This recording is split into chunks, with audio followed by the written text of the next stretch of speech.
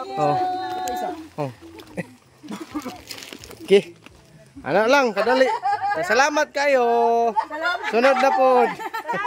Hello, isang mapagpalang panahon sa ating lahat. Ito po tagapaglingkod niyo. Gaya ng sinabi ko, mga follower natin sa Facebook mo, siyempre dito po sa barangay namin ang unahin natin.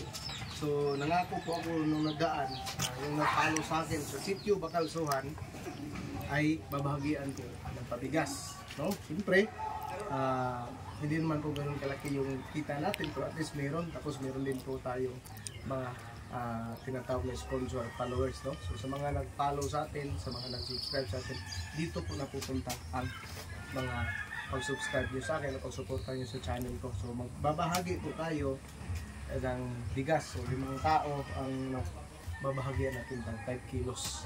So kung papansin nyo, bakit siya naka-bigkis? Kasi bukid pa po ang pupuntahan natin, karga natin sa motor.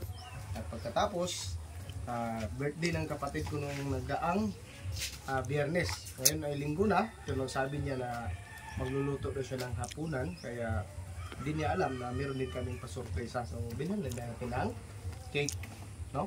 At saka panga o yung isda na tinatawag na panga ng Barilis.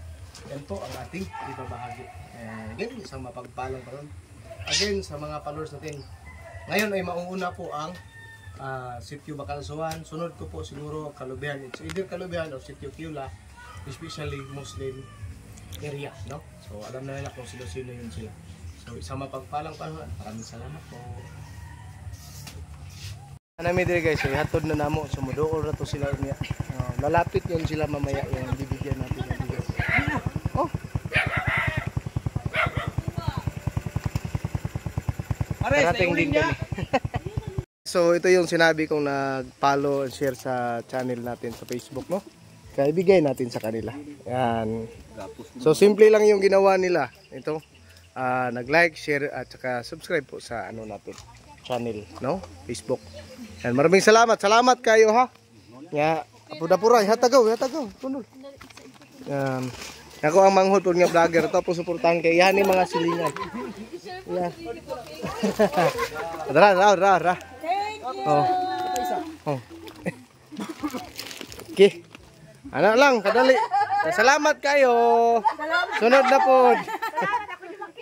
Sunod na po. Salamat kayo. Okay.